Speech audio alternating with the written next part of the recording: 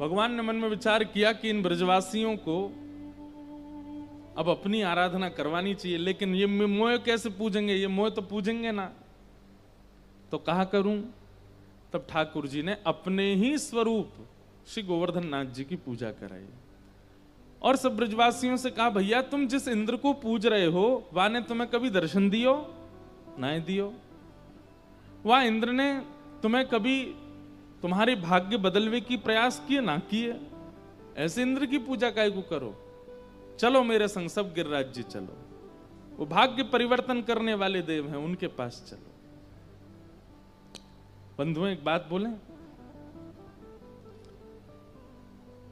कई बार जैसे ज्योतिष शास्त्र का अगर आप लोग मानते हैं तो ज्योतिष शास्त्र में आपके जन्म कुंडली के अनुसार आपके भाग्य की कई बातें लिखी होती हैं, ऐसा होगा, ऐसा नहीं होगा, ये हो सकता है, ये नहीं होगा।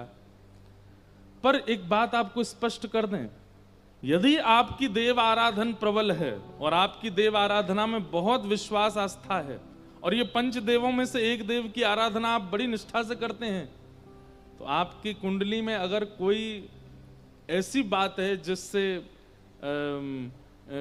जिसके लिए कहा गया कि ये हो नहीं सकता, देव आराधना से वह भी संभव हो जाएगा, वो भी प्राप्त हो जाएगा, उसकी प्राप्ति हो सकती है। तो कई बार आपके देव भाग्य बदल देते हैं। हम जब छोटे थे, स्कूल में पढ़ते थे, तो एक बहुत बढ़िया ज्योतिषाचार्य, आज भी बहुत अच्छे ज्योतिषाचार्य हैं, उन्होंने हमसे स्पष्ट रूप में कह दिया था, मैंने क्या, आप जीवन में कभी कथा नहीं कर पाओगे। हमें 10 साल हो गए कथा करते करते, अब वो हमको मिलते हैं, पंडित जी, तो कहते हैं नहीं देखिए, ये आप मेरे फलादेश को गलत नहीं बता। मैंने कहा उसको गलत नहीं बता रहा हूं, पर ये 10 साल से कथा कैसे हो रही है। तब उन्होंने मुझे इस बात का स्पष्टीकरण किया, बोले देखिए देव आराधन, आपकी अगर देवता, आपके जो देव हैं, जैसे हमारे ब्रजवासियों के देव गोवर्धन नाथ हैं, गिरिराज जी हैं, वही गिरिराज जी जगन्नाथ जी हैं, वही जगन्नाथ जी द्वारिकाधीश हैं, वही द्वारिकाधीश रंगनाथ हैं, वही रंगनाथ बद्रीनाथ हैं, ये सब नारायण के ही स्वरूप हैं। आपकी देव आराधना इतनी प्रबल थी कि उन्होंने आपका भाग्य परिवर्तित किया। इसलिए अपनी आराधना और आराधन किनका करते हैं इसको चुनिए, इसमें बुरा मानने वाली बात नहीं है, किसी को छोटा बड़ा नहीं कहा जा रहा है। पर जो अब वही बात हो गई ना कि भारत में प्रधानमंत्री भी हैं, राष्ट्रपति भी हैं, लेकिन आप अपनी कॉलोनी के वार्ड मेंबर को ही राष्ट्रपति माने बैठे हो, बोले ये सब काम कर सकता है। आप अपने नगर के विधायक जी को ही सोच रहे हो कि भाई इनसे बड़ा कोई नहीं है। आप अपने नगर के जो मेंबर पार्लियामेंट है, आप सोच रहे हैं कि ये ही हैं भारत के ये जहां चाहे। अब आप कश्मीर गए, आप कन्याकुमारी गए, वहां पर भी राहुल केला के विधायक को फोन कर रहे हो, भैया सुनो यहाँ पे होटल वाले से कह दो थोड़े पैसा कम कर दे वो कहेगा भाई मैं यहाँ का विधायक हूँ, वहां का थोड़ा ही हूँ, तो मेरी क्यों सुनेगा, अरे तुम विधायक तो हो। ठीक वैसे ही 33 कोटि देवता हैं। अब आप उनसे चाहेंगे कि हमारा भाग्य परिवर्तित हो, तो वो कहेंगे भाई हम तो वर्षा के देवता हैं, हम तुम्हारा भाग्य कैसे बदले। भाग्य बदलने की सामर्थ्य तो केवल नारायण में है, भाग्य बदलने की सामर्थ्य तो गणपति में है, भाग्य बदलने की सामर्थ्य तो महादेव में है, भाग्य बदलने की सामर्थ्य तो सूर्य में है। आपने अगर रोज आप सूर्य अर्घ देते हैं, सूर्य वंदन करते हैं, सूर्य नारायण को प्रणाम करते हैं, तो कितने बिगड़े कार्य आपके सुधर जाएंगे केवल सूर्य नारायण का नित्य दर्शन करने से। हम ब्राह्मणों के लिए तो गायत्री उपासना बताई गई है, उस गायत्री में सूर्य नारायण को ही अर्घ देना और सूर्य नारायण को प्रणाम करना, अनेक अनेक अंगों से सूर्य नारायण के दर्शन करना, उसकी कितने विधान है, क्योंकि वो भाग्य बदलने वाले देव हैं। इसलिए ब्रजवासियों को ठाकुर जी लेकर के गोवर्धन गए। इंद्र की पूजा छोड़ो, सब ब्रजवासी 56 भोग लेकर के जैसे ही गिरिराज जी पहुंचे, गिरिराज जी के जाकर के 56 भोग पधराए, परिक्रमा लगाई, मानसी गंगा से स्नान करायो, पंचामृत अभिषेक से स्नान करा करके जैसे ही 56 भोग पधराए, 4 भुजा वाले श्री गोवर्धन नाथ प्रकट हो गए। बोलो गिरिराज धरण की जय। सिर पर मुकुट धारण करके 4 भुजा वाले खूब सुंदर पीतांबरी पहन करके मानो शाम एक और रूप धारण करके गिरिराज जी के ऊपर प्रकट हो गए। लाओ ब्रजवासियों भोग, लाओ ब्रजवासियों भोग। गिरिराज बाबा को दर्शन करके सब ब्रजवासी आनंदित है गए। और सब ब्रजवासियों ने गिरिराज जी की पूजा की, अपने अपने घर की सामग्री पवाई, खूब उत्सव मना, खूब नाच रहे हैं, गा रहे हैं, उत्सव मना रहे हैं। ब्रजवासी रसिया गा गा करके श्री गिरिराज बाबा को आनंदित कर रहे हैं।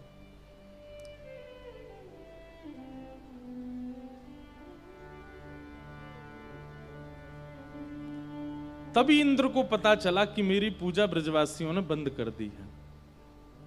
अब देखो ये भी एक बात समझने की, अगर पंचदेव की आराधना आप करते हो और कहीं उनकी आराधना में आपसे चूक हो जाती है तो पंचदेव कभी नाराज नहीं होते। लेकिन पंचदेव से विलग देवी देवताओं की अगर आप आराधना करते हो और उनकी आराधना में आपसे इतनी भी चूक होती है तो उसका वो दंड बहुत जल्दी, वो फल नहीं देते। आप आराधना कितनी भी अच्छी करो वो फल जल्दी नहीं देते, लेकिन आप चूक कर दो तो दंड बहुत जल्दी देते। हमारा दिया नहीं जलाया, हमारे लिए यूं नहीं किया, हमारे लिए यूं नहीं, तुमने ये बोला था ये नहीं किया, आदि आदि सब बातें। पर पंचदेव नाराज नहीं होते।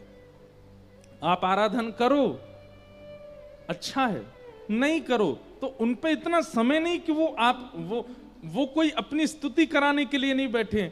उनमें और मानवों में अंतर क्या रहेगा? मानव का स्वभाव होता है कि मेरी सब जगह पूछ हो, मेरा सम्मान हो, मुझे माला पहनाओ, मेरी आरती करो, मुझे वंदन करो। ये तो मानवों का स्वभाव होता है, देवताओं का थोड़ी होता है। आपकी माला चढ़ाने से वो प्रसन्न होते हैं? नहीं। आप आराधन करो तो अच्छा, नहीं करो तो वे नाराज नहीं होते हैं, वो रुष्ट नहीं होते हैं। हमने आपको कई बार कथा बताया कि ठाकुर जी के रुष्ट होने का केवल एक कारण है, उनके भक्त का अपमान मत करो। बस आप उनकी आराधना मत करो, आप जगन्नाथ जी मत जाओ, आप महाप्रसाद मत पाओ, आप ध्वजा जी को वंदन मत करो, लेकिन जो कर रहा है उसको छेड़ो भी मत। उससे ठाकुर जी नाराज होते हैं। उसको क्यों रोक रहे हो? तुम नहीं करते तो चलो ठीक है, पर जो पंचदेव में नहीं है ऐसे देवी देवता, वो तो छोटी छोटी बात पर नाराज हो जाते हैं। आपने ऐसा क्यों नहीं किया? इसीलिए इंद्र नाराज हो गया, और इंद्र ने नाराज होकर के मेघमालाओं को आज्ञा कर दी, पूरे ब्रजमंडल पर इतनी वर्षा करो कि ये सारे ब्रजवासी डूब जाएं। अच्छा, सैकड़ों सालों से ये तुम्हारी आराधना कर रहे हैं और एक बार इन्होंने चूक कर दी तो तुम उनको नष्ट करने पर आ गए। भगवान मानो ब्रजवासियों को सत्य से अवगत कराने के लिए लाए हैं, और हम आप सब लोगों को ये बताना चाह रहे हैं कि भाई किसकी आराधना करनी चाहिए, विचार कीजिए।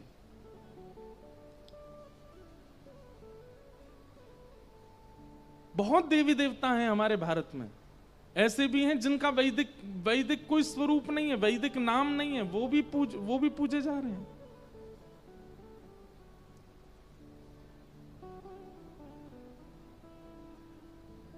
सब ब्रजवासियों ने लाला से कही, लाला देख हमने तो पहले ही मना करी, इंद्र की पूजा बंद मत करा, जो काले काले बादल काहे को आ रहे हैं ब्रजमंडल पे। ठाकुर जी बोले चिंता मत करो, जिनकी शरण में आए हो उन पे भरोसा करो, जो सबन की रक्षा करेंगे। हमारे सूरदास जी ने बड़े अच्छे अच्छे पद ठाकुर जी की गोवर्धन लीला के प्रस्तुत किए हैं।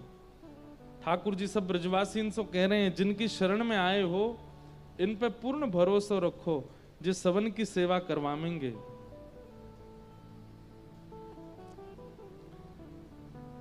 सब ब्रजवासी मानो ठाकुर जी से कह रहे हैं, राख ले हूं अब नंद किशोर,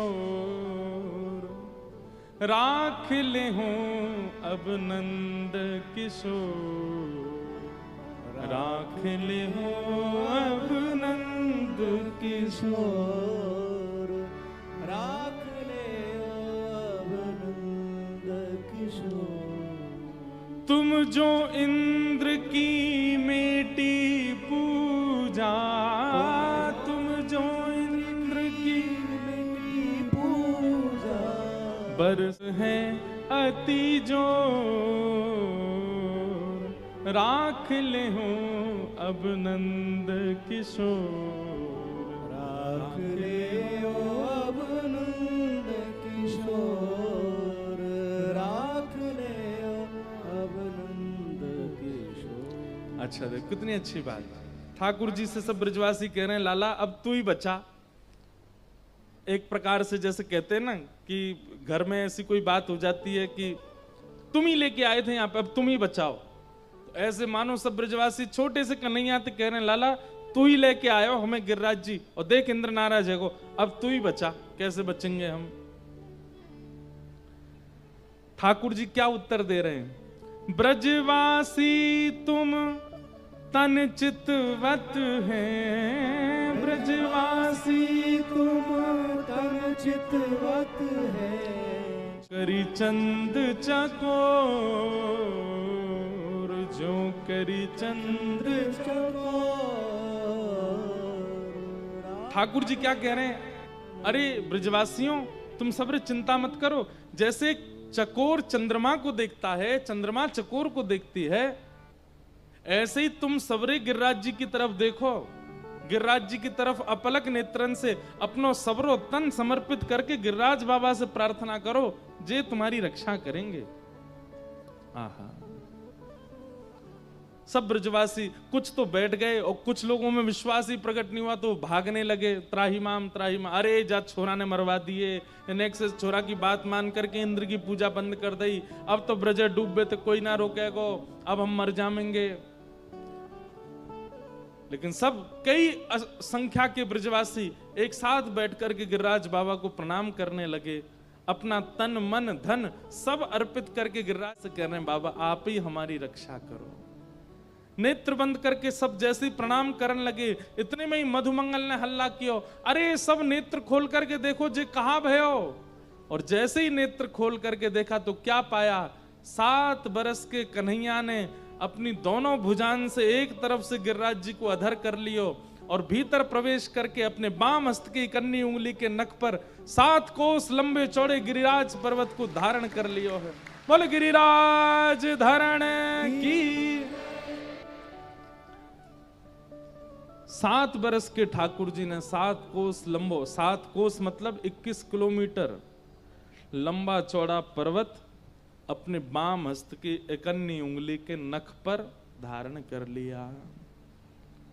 श्याम लियो गिरिराज उठाए, श्याम लियो गिरिराज उठाए, श्याम लियो गिरिराज उठाए, श्याम लियो गिरिराज उठाए।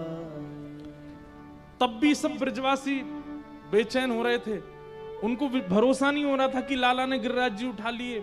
कुछ अभी भी चिल्ला रहे थे, कुछ अभी भी भाग रहे थे। ठाकुर जी गिरिराज जी उठा करके सबको समझा रहे हैं। क्या कह रहे हैं? धीर धरो हर कहत सबिन सो, धीर धरो हरि कहत सबिन सो, गिरि गोवर्धन करत सहाय, गिरि गोवर्धन करत सहाय, श्याम लियो गिरिराज उठाए, श्याम लियो गिरिराज उठाए। काहे को व्याकुल भय दौड़त, काहे को व्याकुल भय दौड़त। एक प्रकार से बहुत ध्यान से सुनिए, जब मन विचलित होता है आप लोगों का संसार की क्रियाओं में, संसार की अपने जीवन की परिस्थितियों में, इस पद को गाया करो, अपने मन को सुनाया करो। ठाकुर जी जैसे ब्रजवासियों से कह रहे हैं, क्या? काहे को व्याकुल भय दौड़त, काहे को व्याकुल भय दौड़त, अच्छा करे गिरि गोवर राय, कर गिरि गोवर्धन। अरे इतने व्याकुल होके क्यों भाग रहे हो दुनिया में? ये गिरिराज जी रक्षा करेंगे ना तुम्हारी, इनके भरोसे हो जाओ, इनको प्रणाम कर लो।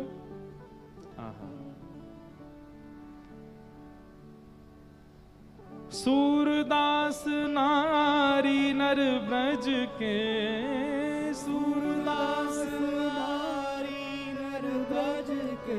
ठाकुर जी ने गिरिराज जी उठा लिए, सब ब्रजवासी चारों तरफ से घेर करके खड़े हो गए।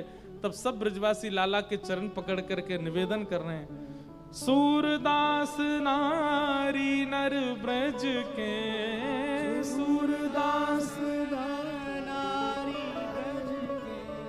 कहत धन्य तुम कुंवर कन्हाय, कहत धन्य तुम कुंवर कन्हाय। श्याम लियो गिरिराज उठाय, श्याम लियो गिरिराज उठाय। ठाकुर जी उठा लिए। सब ब्रजवासी दौड़ करके भीतर आ गए, लेकिन गिरिराज जी, ये तो सामान्य सी बात है कि किसी भारी वस्तु के बीच में कुछ रख दोगे तो वो भारी वस्तु कभी इधर डोलेगी कभी इधर डोलेगी। अब गिरिराज जी कभी इतकू जामे कभी इतकू जाम, बीच में ठाकुर जी खड़े। अब जहां की तरफ गिरिराज जी नीचे आमे, वहां के ब्रजवासी सबरे चिल्लामे, अरे लाला बचाइयो बचाइयो बचाइयो। सब ब्रजवासी के लाला कैसे बचाएगो, वो बचावे को यहाँ आवेगो तो पल्लंग को गिरिराज जी डूब जाएंगे। तो अपनी अपनी छड़ी लेकर के सब ब्रजवासी गिरिराज जी को ऊपर करवे को प्रयास करें। और यही भाव से दूर दूर तक सब ब्रजवासी अपनी अपनी छड़ी लगा करके खड़े हैं। ठाकुर जी से कह रहे हैं, लाला अब गिरिराज जी टिक गए, हमने अपनी अपनी छड़ी लगा ली है ऊपर, गिरिराज जी नीचे जमीन पे बिल्कुल कठोर अपनी छड़ी लगा के दी है हमने। अब जे गिरिराज बाबा नीचे नहीं आएगा तू अपनी उंगली हटा ले। ठाकुर जी बोले, ये कोई पेड़ ना है, ये कोई पत्ता ना है, ये कोई झोंपड़ी की झाड़ फूस ना है, पर्वत है पर्वत, छड़ी इन पे ना टिकेगो। और 21 किलोमीटर लंबा चौड़ा पर्वत, तुम जानो ना हो यहाँ में कितनो भारी वजन है जो छड़ी इन पे ना टिक पावेगो। ब्रजवासी बोले, तो तू यूं कहना चाह रहा है कि तेरी नेक्सी से उंगली पर टिक रहा है जी? ठाकुर जी बोले, और नहीं तो कहा, मेरी उंगली पे ही तो टिक रहे हैं जी। ब्रजवासी एक दूसरे को मुंह देख करके बोले, देखो या की बात तो सुनो, यूं कह रहा हो हमारी छड़ी इन पर ना टिक रहे या कि उंगली पर टिक रहे हैं जी गिरिराज जी। ठाकुर जी बोले, हम बे जी मेरी उंगली पे ही टिक रहे हैं। लाला तू हमारी बात मान, चल बहुत है गई तेरी बात, अब ज्यादा बने मत हमारे आगे, अपनी उंगली हटा ले, हमने छड़ी लगा ली है। ठाकुर जी बोले, देख ले संभाल लियो भैया। बोले, तू चिंता मत कर, तू उंगली हटा अपनी। और सब ब्रजवासी कस करके खड़े है गए, बोले तू हटा ले अपनी उंगली। जैसे ही ठाकुर जी ने नेक उंगली नीचे करी महाराज, विशाल पर्वत गड़गड़ करके नीचे आने लगा, चट चट चट चट चट, दूर दूर तक सबकी छड़ियां टूटने लगी। ब्रजवासी सब चिल्लाए, लाला संभाल संभाल संभाल। नन्हे से कन्हैया फिर से ऐसे खड़े है गए और गिरिराज जी वहीं स्थिर हो गए।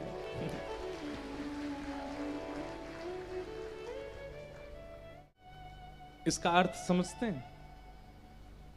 कई बार हमारे जीवन में संकट आता है तो हम महाप्रभु जी से प्रार्थना करते हैं, हे महाप्रभु कुछ रक्षा करो। प्रार्थना करते हैं तो प्रार्थना के बाद में रक्षा होती हुई दिखाई देती है। ऐसा अनुभव होने लगता है कि अब सब ठीक हो रहा है। और जैसे ही थोड़ा थोड़ा ठीक होने लगता है ना, तो हम क्या कहते हैं, महाप्रभु जी ने थोड़ी हमने किया है, ये हमारे फूफा जी को हमने फोन करके काम करवाया, हमने अपने जीजा जी से कह करके करवाया, हमारे पिताजी ने ये बात कही थी। हम उस समय ये भूल जाते हैं कि ठाकुर जी से प्रार्थना की थी हमने। ठाकुर जी कहते हैं तो भैया चल तू ही संभाल, मैं अपनी उंगली हटा रहा हूं। और जैसे ही ठाकुर जी नेक उंगली नीचे करें तो ये फूफा जी रूपी, चाचा रूपी, जीजा जी रूपी, पिताजी रूपी जितनी छड़ियां होती सब चट्टे चट्टे टूटने लगती हैं। और फिर हम प्रार्थना करते हैं, लाला संभाल संभाल संभाल। तब ठाकुर जी एक बार कहते तो नहीं नहीं तुम ही संभालो, तब हम कहते नहीं नहीं नाथ आप संभालो। ठाकुर जी फिर खड़े हो जाते हैं। तो जीवन में आए संकट में पहली बार ठाकुर जी रक्षा करते हैं, पर हमको समझ नहीं आती। फिर दोबारा जब संकट आता है, फिर रक्षा जब ठाकुर जी करते हैं, तब हमारा समर्पण होता है। नहीं नहीं, सब तो बहाना है, ठाकुर जी नहीं करवाया ये काम, ठाकुर जी पे ही विश्वास होता है। समझ में आई बात? अभी कुछ दिन पहले की एक घटना सुनाते हैं। हमारे ठाकुर जी तो है ही गिरिराज जी, वो तो है ही ऐसे ही खड़े रहते हैं। गिरधर लाल इतना खेलते हैं, हमारी हम ही जानते हैं कि वो क्या क्या लीला करते हैं हमारे साथ। कुछ दिन पहले हमारी कथा थी दिल्ली, और दिल्ली कथा पूरी करके हमको जाना था अफ्रीका।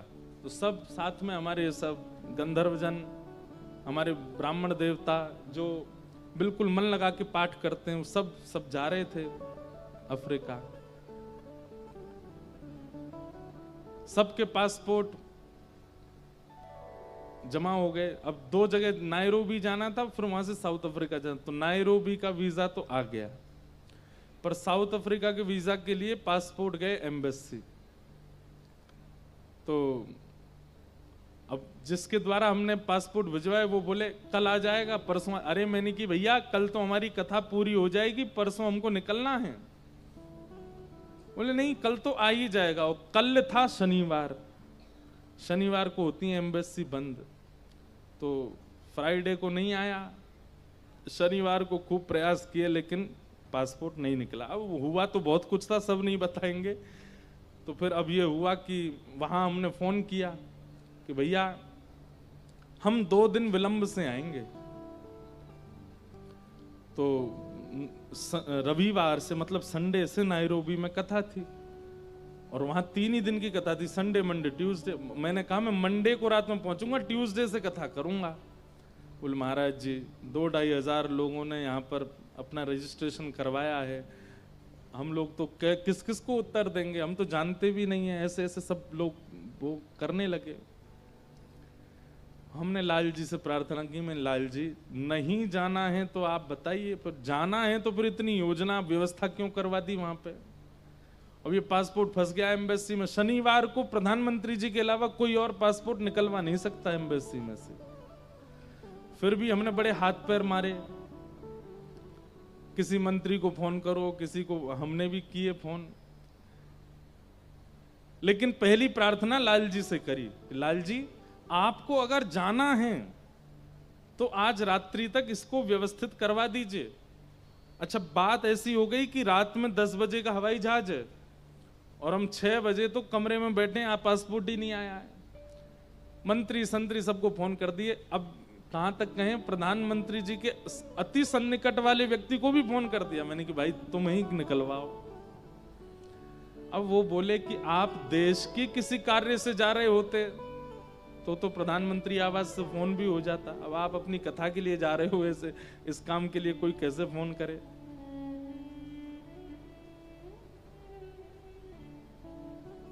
हमारे एक पंडित जी लाल जी के आगे थोड़े से भावुक हो गए।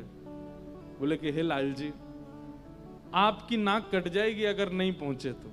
2-2.5 हजार लोग आप पर और आपके व्यास जी दोनों पर संशय करेंगे, ऐसा मत करो, पासपोर्ट निकलवा दो।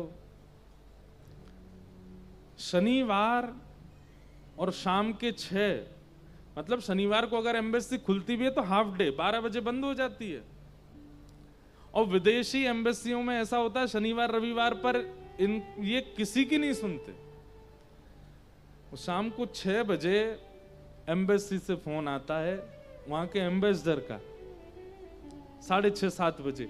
बाकी के सब लोग जो थे ये लोग एयरपोर्ट निकल चुके थे। मैं मतलब बारात चली गई है, दुल्हा नहीं गया अभी तक। कथा तो हमको ही करनी है, और ये सब लोग एयरपोर्ट के लिए गाड़ियों में बैठ रहे थे। हमने कि भाई तुम लोग पहुंचो, जाके 2 दिन कीर्तन ही कर देना, और क्या करोगे, कैसे भी थोड़ी तो नाक बचे। ये सब लोग गाड़ी में बैठे हैं और मैं इतना चिंतित, मैंने कि क्या होगा लाल जी, कैसे होगा।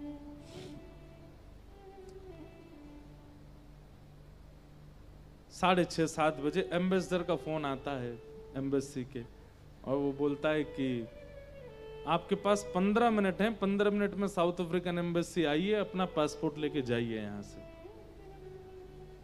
अब हम ये भी नहीं पूछ पाए कि वीजा लगा के दिया है कि नहीं। जैसे ही वहां पहुंचे, उसने बाहर आकर के पासपोर्ट दिया।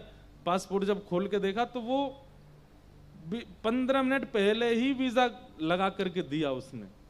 अब उससे ये भी नहीं पूछ पा रहे हैं कि भाई तुमको किसने कहा कि तुम वीजा लगाओ। मतलब हमने तो 10 जगह फोन किए, किसके फोन से तुम कह रहे हो। तो हमने अपने साथ में एक भैया थे, उनको कहा, मैंने कि देख भाई पासपोर्ट तो आ गया, वीजा भी आ गया, हम जा रहे हैं अफ्रीका।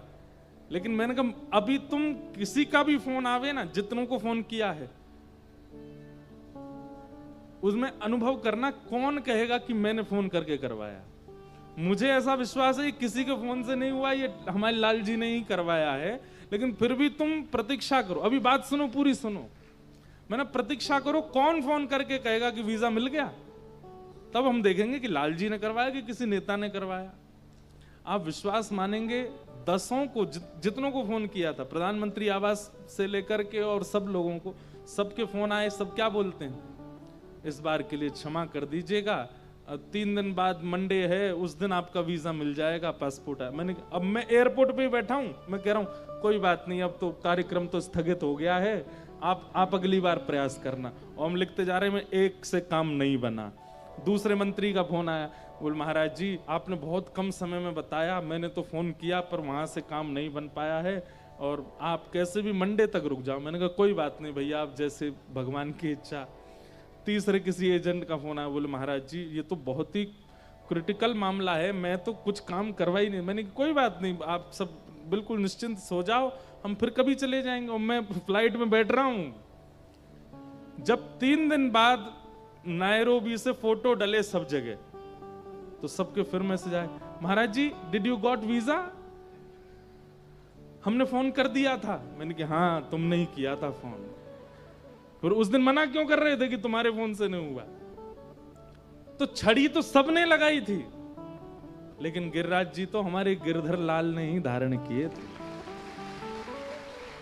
ऐसे ही जीवन में भैया कितनी भी कठिन परिस्थिति होती है, आप सब जगह प्रयास कर लीजिए, इनसे बन जाए, उनसे बन जाए, उनसे बन जाए, लेकिन एक बार इनसे प्रार्थना करना।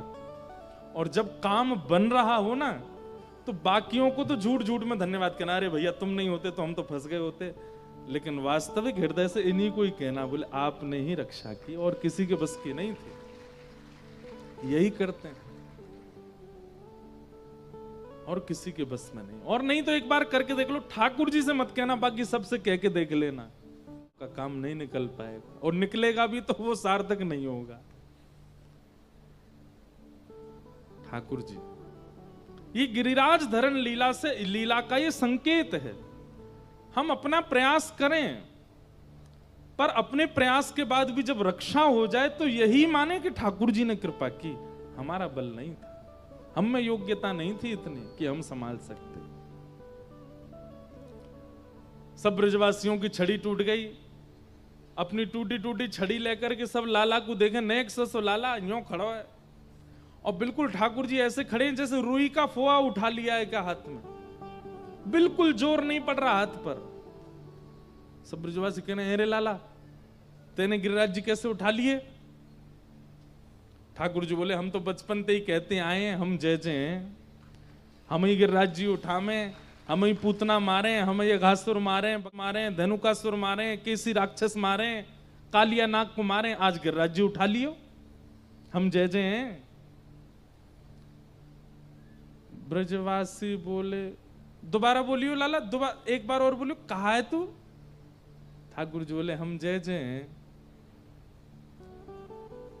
ऐसा हो, ज्यादा बात मत बनावे, जय जय। ये पूतना तेने ना मारी, कालियानाग तेने ना मारो, अघासुर बकासुर तेने ना मारे। ठाकुर जी बोले, तो फिर कैसे मर गए जे सबरे। ये बातें कब हो रही हैं, जब ठाकुर जी गिरिराज जी धारण करके खड़े हैं। कभी कभी मुझे ये प्रसंग कहते कहते जो दृश्य दिखता है, उसमें ऐसा लगता है इतनी कठिन परिस्थिति में ये वार्ता चल रही है। इसका मतलब क्या है कि ब्रजवासी सीधे कितने हैं, भोले कितने हैं। वो अब भी ये लड़ने के लिए बैठे हैं ठाकुर जी से कि तू भगवान नहीं है, तू जय जय ना है, तू परमात्मा मत बने कर हमारे आगे, तू तो हमारो लाला है। ब्रजवासी बोले ब्रज में आवे के काजे बहुत पुण्य की आवश्यकता है। और ये ब्रजवासी, ये सबरे राक्षस बिना पुण्य किए ब्रजमंडल आ गए, या हमारे ब्रज में आते ही इनके पुण्य छीण है गए और इन सब की मृत्यु है गई। लेकिन संभवतः जैसी मृत्यु वही बात समय तू उनके सामने आ गए हो, मरे मरायन पे हाथ धर के यूं कह दे मैंने मारे। ठाकुर जी बोले धन्य है आप लोग, मुझे परमात्मा न सिद्ध करने के लिए कुछ भी बोल सकते हो आप, परंतु भैया ये प्रेम है, प्रेम में प्रभुता स्वीकार नहीं होती। आप किसी से प्रेम किस लिए करते हैं? क्योंकि वो बहुत धनवान है, आप उसकी प्रभुता से रीझ रहे हो, तो वो प्रेम नहीं, आसक्ति है। आप किसी से प्रेम क्यों करते हैं? क्योंकि वो बहुत सुंदर है, तो वो आसक्ति है, वो प्रेम नहीं है। आप किसी से प्रेम क्यों करते हैं? वो बहुत बुद्धिमान है, ये आसक्ति है, ये प्रेम नहीं है। प्रेम में तो वो जैसा है उसकी प्रभुता और भूल और जाते हैं हम लोग। इसमें श्रेष्ठता क्या है? उसको भुला करके जो उसके प्रति प्रेम भाव होता उसको प्रेम कहते हैं। मां अपने पुत्र से इसलिए प्रेम नहीं करती क्योंकि वो लाख रुपया कमा करके देता है। अरे वो घर में कुछ ना भी करे, पड़ा रहे पूरे दिन सोफा पे, तो भी मां प्रेम करती है उसको।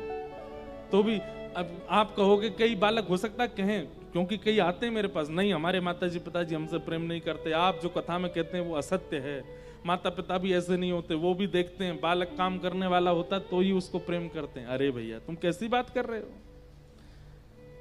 तुम कुछ नहीं करते तो उस पर उनका क्रोध आता है कि भाई तुम दुनिया में आए हो, संसार में आए हो, जिम्मेवारियां संभालो, कल को हम चले जाएंगे कैसे जियोगे? इसलिए वो लोग थोड़े से रुष्ट होते हैं। नहीं तो कितने भी रुष्ट होते हो फिर भी पूछती तो है मां, बेटा भोजन कर ले, तूने 2 दिन से कुछ नहीं खाया, कुछ खा ले। आपको जरा सा तेज बुखार हो जाए तो मां सो नहीं पाती रात में, भले ही आप बिल्कुल कुछ नहीं करते, घर पे बैठे रहते हो। मां का प्रेम अपने पुत्र के प्रति प्रभुता से नहीं होता। वो कुछ है इसलिए प्रेम नहीं करती, वो उसका है इसलिए प्रेम करती है। और यही प्रेम उत्तम है, जहां पर आप सामने वाले की योग्यताओं को भूल करके प्रेम करते हो। भैया कई नेता लोग अच्छे नहीं होते, लेकिन फिर भी आपका उनके प्रति प्रेम स्वार्थ का होता है कि हमारा काम बनेगा। वही स्वार्थ का प्रेम यदि ठाकुर जी से करते हो क्योंकि इनसे काम बनेगा, तो ठाकुर जी को बहुत बुरा लगता है, बोले हम स्वार्थ से मिले हो हमसे, हम स्वार्थ के कारण हमारे पास आ रहे हो। ठाकुर जी को ब्रजवासी इतने प्रिय क्यों हैं? क्योंकि ब्रजवासी ठाकुर जी की अद्भुत अद्भुत लीलाओं को करने के बाद भी ये स्वीकार नहीं करते कि ये परमात्मा है। ये कहते हैं ये तो हमारा लाला है जी, तो नंद जी को छोरा है जी, कछु ना जाने। अद्भुत प्रसंग।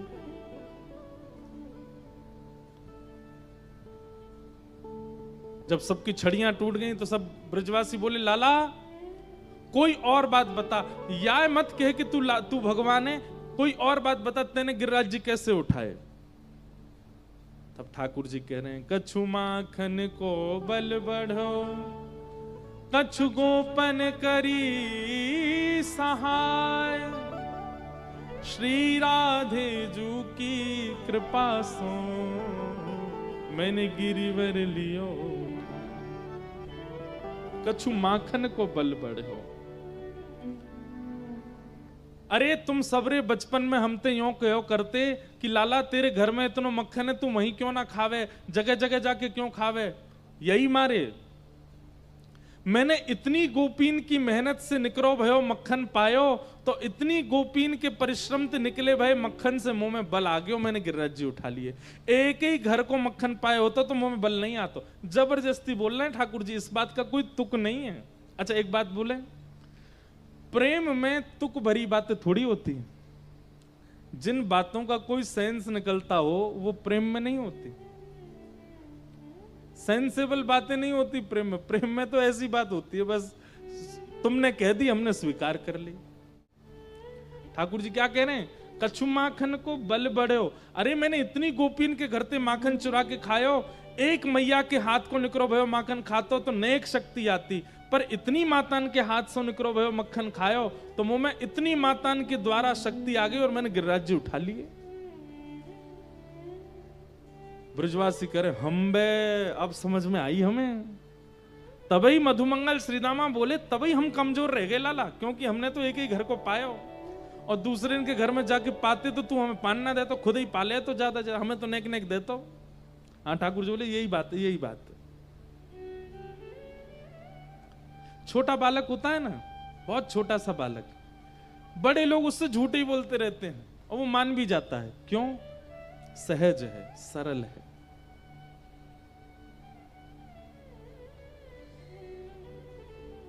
कितनी भारी चोट लग जाती है कई बार बच्चों को। बड़ों को पता रहता है कि बड़ी भयानक चोट लगी है, इसके यहां से रक्त निकल रहा है, लेकिन उसका माथा दबा करके बच्चे से कुछ नहीं हुआ, कुछ नहीं हुआ, अरे चेंटी काट गई, चेंटी काट गई। वो चेंटी काट गई सुनकर के पीड़ा भी भूल जाता है, हंसने लगता है। कितनी बार देखा गया। क्यों? सहज है, सरल है, अबोध है। और जैसे वो ज्ञानी हो जाता है, अपने आप देख लेता है, और जब उसको पता चलती है कि नहीं पीड़ा अधिक है, फिर उसको कहो चेंटी काट गई, तब नहीं मानेगा, तब शांत नहीं होता। ब्रजवासी कैसे? अबोध हैं, सीधे हैं, सरल हैं। ठाकुर जी कह रहे हैं इतनी गोपिन के घर को मक्खन खायो, वहां से मुंह में बल आयो, मैंने गिरिराज जी उठा लिए। ब्रजवासी बोले हम बे, और इससे केवल स्वीकारीकरण नहीं, मान बढ़ा दिया गोपियों का। गोपी बोली हमारे हाथ को मक्खन खावे ते बल आयो लाला में, हमारे घर के मक्खन खावे ते बल आयो लाला में। सब गोपियों का मान बढ़ा दिया ठाकुर जी ने। इन जैसे यही हैं और कोई नहीं हो सकता। और बात क्या कह रहे हैं? कछु गोपन करी सहाय। केवल गोपियों का मान बढ़ा दें तो फिर सब पुरुष कहेंगे हमने तो कुछ किया नहीं। तो ठाकुर जी कह रहे हैं आप सब गोपन ने भी मेरी बड़ी सहायता करी। सब गोप बोले लाला हमने छड़ी तो लगाई पर छड़ी टूट गई, हम तो तेरी सहायता कर नहीं पाए। ठाकुर जी बोले नहीं नहीं नहीं, छड़ी वाली सहायता नहीं। तो बोले जब मैंने गिरिराज जी उठा लिए तो गोपीन के मक्खन के बल से तो मैंने गिरिराज जी उठाए, और फिर वाक्य बाद आप सब मेरी उंगली की तरफ, भुजा की तरफ टकटकी लगा के देख रहे कि इतनी शक्ति आकी भुजा में कैसे आई। तो जब अपलक नेत्रन से आप सब मेरी भुजा की ओर देख रहे तो आप सबन के अंदर की शक्ति निकल के मेरी भुजा में आ गई, मैंने गिरिराज जी उठा लिए। अब देखो इस बात में भी कोई तुक नहीं है, इस बात में भी कोई सेंसेबल बात नहीं है ये। लेकिन ब्रजवासी कह रहे हैं अरे हम बे, तभी तो आजकल कमजोरी आ गई है हमें, तभी हमें लग रहा है कि आजकल हम कमजोर रह गए।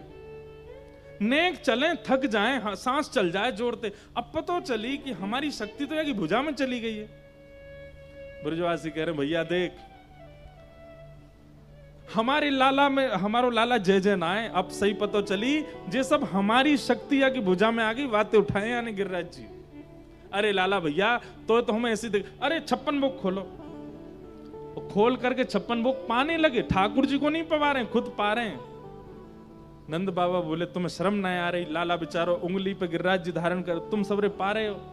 बाबा हम पामेंगे, हम में शक्ति बनेगी और फिर हम लाला देख लेंगे तो हमारी शक्ति लाला में चली जाएगी। पढ़े लिखे लोग इन बातों पर पता क्या कहेंगे? बताओ ये भी कथा हो रही है, कुछ भी बोल रहे हैं, पर प्रेम में ऐसी ही बातें होती हैं और प्रेम में स्वीकार होता है। भाई छोटे से बालक को गोद में लेकर के पिताजी ये थोड़ी कहते हैं बेटा तुझे अकाउंट्स पढ़नी है, फिजिक्स के तेरे को सारे फॉर्मूला याद करने हैं, और बायोलॉजी ऐसी होती है, मैथमेटिक्स में 2 + 2 4 होता है ऐसा। अरे बच्चे से तो ऐसी बेतुकी बातें की जाती हैं क्योंकि वो बालक है, क्योंकि वो अबोध है, क्योंकि अब सब अच्छा बोलना जानते हैं, लेकिन जैसे छोटा सा बाल अले ले ले ले जो तो तोता था बाल अते तुम आधे तुतलाते क्यों भाई? जहां अतिशय प्रेम और अतिशय सीधापन होता है ना, वहां पर आप अपनी अब वहां उससे संस्कृत में बात करोगे, आप उससे सामान्य बात ही बोलते हो, क्योंकि वो सहज है, क्योंकि वो सरल है, क्योंकि वो सीधा है। ऐसे ही सब ब्रजवासी और ठाकुर जी उनके सामने प्रभु बन करके नहीं रहते हैं। ठाकुर जी उनके सामने ऐसी सहजी, अरे भैया तुम सबरे इनकी शक्ति आ गई, मैंने गिरिराज जी उठा लिए। और ब्रजवासी मान भी गए, बोले हम बे तभी कमजोरी आई है हमें। और अंतिम बात ठाकुर जी कहते हैं, श्री राधे जू की कृपा सो मैंने गिरिवर लियो। किसी ने पूछा, बोले किशोरी जी ने क्या कृपा की? किशोरी जी की ऐसी कौन सी कृपा भई जैसे ठाकुर जी ने गिरिराज जी उठा लिए? इसका उत्तर आपके जगन्नाथपुरी को, श्री जगन्नाथ महाप्रभु को प्रसन्न करने वाले श्री जयदेव महाप्रभु देते हैं कि ठाकुर जी ने गिरिराज जी कैसे उठाए, किशोरी जी की कौन सी कृपा हुई ठाकुर जी पे।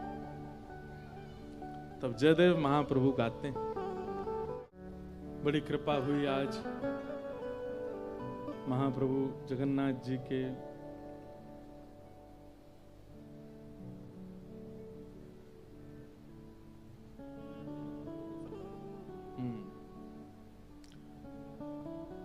सब सेवाधिकारी आज पधारे हैं। अब हमें तो ऐसे ही लगे कि आप चार स्वरूप हैं, तो एक बलभद्र जी, एक सुभद्रा जी, एक जगन्नाथ जी और एक सुदर्शन जी, चारों आ गए हैं।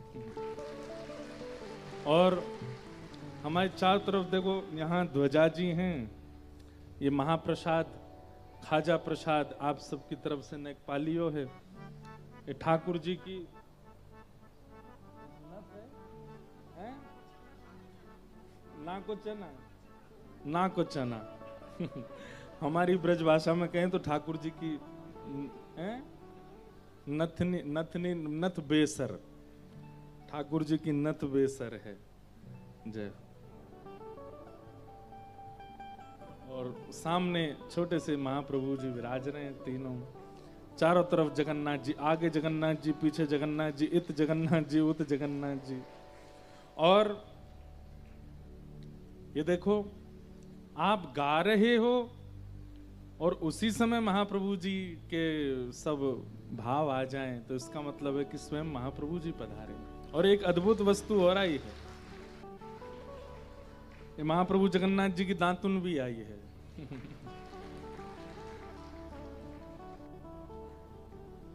यहां पे आके दांतुन करने लगे होंगे, ब्रज में तो नहीं करते हैं। ब्रज में तो उठते पट दूध पियो, उठते ही दूध पीते हैं, लड्डू खाते हैं, धुआंधार घूमते हैं। जितने दिन ठाकुर जी ब्रज में रहे, दांत ही कम निकले, उनके दो चार ही दांत निकल पाए। करते हैं दांतुन, हमारे राधा रमन जी की भी दांतुन होती है, छोटी छोटी दांतुन होती हैं, और सब जगह सब भाव होते हैं। लेकिन ये महाप्रभु जी का आज गीत गोविंद का भाव गाते गाते, और उसमें भी सबसे प्रिय पंक्ति है मेरी, अभिनव जलधारा सुंदर धृत मंदर, धृत मंदर श्रीमुख चंद्र जय जय देव। ये ऐसी पंक्ति है, इसी पंक्ति को सुनने के बाद महाप्रभु जगन्नाथ जी के मुख से जयदेव जी के लिए ये शब्द निकले, जय जय देव हरे। क्यों? श्री जयदेव महाप्रभु जगन्नाथ जी के सामने खड़े होकर के उनसे प्रश्न करते हैं, बहुत ध्यान से सुनिएगा। जयदेव महाप्रभु कहते हैं, भगवान एक मेरे मन में जिज्ञासा है, आप कहें तो पूछूं। जगन्नाथ जी बोले, कहो क्या बात है? बोले, आपने जब ब्रज में गिरिराज जी उठाए थे, बोले हाँ, तो 7 दिन 7 रात्रि तक आप गिरिराज जी 21 किलोमीटर लंबे चौड़े गिरिराज जी को धारण करके खड़े रहे। इंद्र को 7 दिन में पता ही नहीं चला कि आप परमात्मा हो। अरे इंद्र से अच्छे तो हम जीवात्मा हैं, आपकी तनिक सी लीला पर हमको पता चल जाता है कि आप ईश्वर हैं, आप परमात्मा हैं। अच्छा मान लीजिए ब्रजवासियों को नहीं पता चला कि आप वो तो प्रेम में छके हैं, पर इंद्र को तो पता चल जाना चाहिए था कि 7 वर्ष का बालक इतने बड़े पर्वत को धारण करके खड़ा है, धारण कर रहा है, यही बहुत बड़ी बात है। आप 7 दिन तक ऐसे ही खड़े रहे और इंद्र को पता नहीं चला कि आप परमात्मा हो। महाप्रभु जगन्नाथ जी बोले नहीं, ये हमारी लीला है। हम जे ही जानत सो ही जानत जाहे जे देहु जनाई। जिसको हम चाहते हैं वही हमको जान पाता है। जयदेव महाप्रभु बोले मुझे आपकी बात में सार नहीं लग रहा है। महाप्रभु जगन्नाथ जी बोले हमारी बात में सार नहीं लग रहा तुमको? हमारे रोम रोम से वेद प्रकट होते हैं, तुम कह रहे हो हमारी बात में सार नहीं है। तब जयदेव महाप्रभु कहते हैं मुझे जो लगता है वो बताऊं? जगन्नाथ जी बोले बताओ। तब कहते हैं जयदेव महाप्रभु कि प्रभु जब आपने गिरिराज जी धारण किए तो 7 मिनट में ही मेघमालाओं ने इंद्र के सामने जाके अस्त्र शस्त्र धर दिए कि भैया ब्रज नहीं डूब पाएगा। क्यों? 7 बरस के लाला ने गिरिराज जी उठा लिए। आप तो उसी समय पता चल गया था कि ये परमात्मा है, लेकिन जैसे ही आपने बारिश हल्की करी, बंद करना प्रारंभ किया, आप तो घबरा गए थे कि परमात्मा है, ये डूब जाएगा पूरा ब्रजमंडल, नाराज हो जाएंगे हम पर। जैसे ही आपको पता चला कि ये परमात्मा है, आपने वर्षा करना कम किया तो ठाकुर जी ने आपको संकेत किया, ए इंद्र तुमने वर्षा क्यों घटा दी? इंद्र कहने लगा प्रभु आप परमात्मा। बोले परमात्मा और परमात्मा छोड़ो, इससे अच्छा अवसर नहीं मिलेगा। बोले काय चीज का? बोले जैसे ही आपने गिरिराज जी उठाए, चारों तरफ ब्रजवासी सामने इधर उधर सब जगह ब्रजवासी आकर के ठाड़े है गए, और उसी समय वृषभानु नंदिनी किशोरी जी आपके ठीक सामने खड़ी थी। हिल भी नहीं पा रहे हैं, इधर उधर भी नहीं हो पा रही हैं। ठाकुर जी के मन में विचार आया, बोले याते बढ़िया समय नहीं मिलेगा किशोरी जी को देखवे को। बिल्कुल सामने ही ठाड़ी हैं, ना इतकू जामेंगी ना उतकू जामेंगी। एक टक इनको निहारता रहूं, यहां से बढ़िया समय नहीं मिलेगा। इंद्र को तो 7 मिनट में ही पता चल गया था कि आप परमात्मा हो, पर आपने इशारा किया, बोले सुन तो पे जितनों भंडार है सब खाली कर, बरसा तो रहे ताकि इतने दिन हम किशोरी जी को निहारते रहें, इनको देखते रहें। श्री मुख चंद्र चकोर। बोले आप किशोरी जी का मुख देखने की लालसा से खड़े हैं। अभिनव जलधारा सुंदर धृतमंदर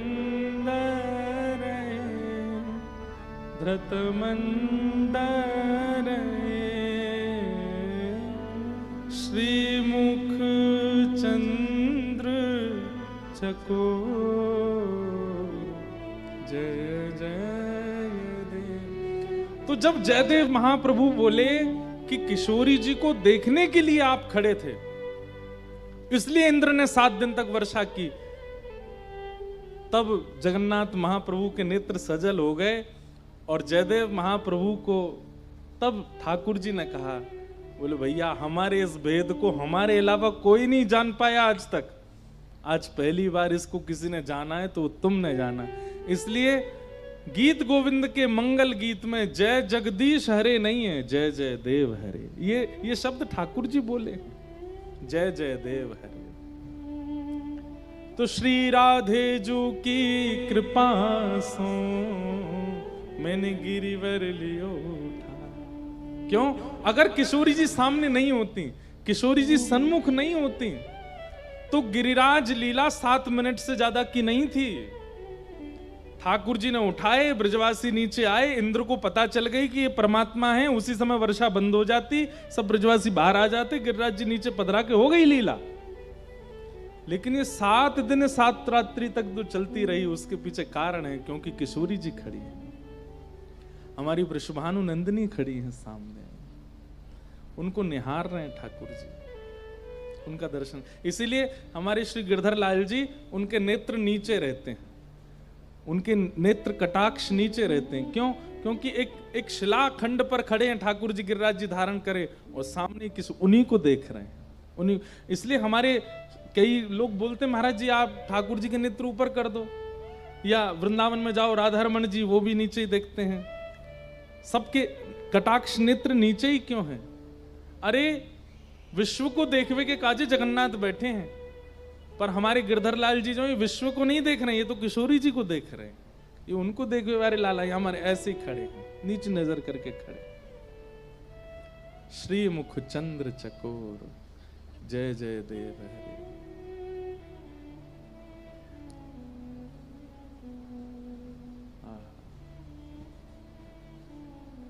ऐसी गोवर्धन लीला हुई। 7 दिन 7 रात्रि पर्यंत ठाकुर जी ने गिरिराज जी को धारण किया। हमारे कृष्णदास गाते हैं, पूछरी के लौटा की क्या बात है बंसी बारे, श्री जगन्नाथ महाप्रभु की। अब इतना उत्सव क्यों मनाया आप लोगों ने? इसलिए मनाया क्योंकि भेद खुल गया कि गिरिराज जी लाला ने नहीं, लाली ने धारण किए हैं। श्री गिरिराज जी तो हमारी किशोरी जी ने धारण किए हैं। श्री मुख चंद्र चकोर जय जय देव हरे। और भैया केवल देखो, हमारी श्री जी पूतना वध में श्री जी पास नहीं है, अघासुर वध में, बकासुर वध में, कालिया नाग के लीला में, इतनी बड़ी बड़ी लीलाएं ठाकुर जी ने की, किसी में भी किशोरी जी साथ नहीं है। लेकिन गिरवर धारण लीला में किशोरी जी साथ है। किशोरी जी सन्मुख खड़ी है। एकमात्र ठाकुर जी की ऐश्वर्यपूर्ण लीला गिरिराज लीला है जिसमें श्री जी साथ हैं, और किसी लीला में साथ नहीं है। क्योंकि श्री गिरिराज जी किशोरी जी का हृदय हैं। किशोरी जी इसी शर्त पर आई हैं ब्रजमंडल गोलोक धाम से कि वृंदावन, यमुना और गिरिराज ये तीनों होंगे तो ही हम आएंगे। श्री गिरिराज जी प्रेम प्रदायक हैं, वो ऐश्वर्य प्रदायक नहीं है। पूतना को मारना ऐश्वर्य है, कालिया नाग पर नाचना ऐश्वर्य है, अघासुर बकासुर राक्षसों का वध करना ये सब ऐश्वर्य है, पर गिरिराज धारण करना ये ऐश्वर्य नहीं है, ये प्रेम वर्धन लीला है। गोवर्धन प्रेम वर्धन एक ही बात है। प्रेम वर्धन लीला ठाकुर जी कर रहे हैं तो किशोरी जी साथ है, संग खड़ी, और उन्हीं की कृपा से ही ठाकुर जी ने गिरिराज जी धारण किए। बोलो गिरवरधारी गोपाल की। ऐसे गिरिराज जी के धारण की अनेक लीलाएं, अनेक भाव बताए गए हैं।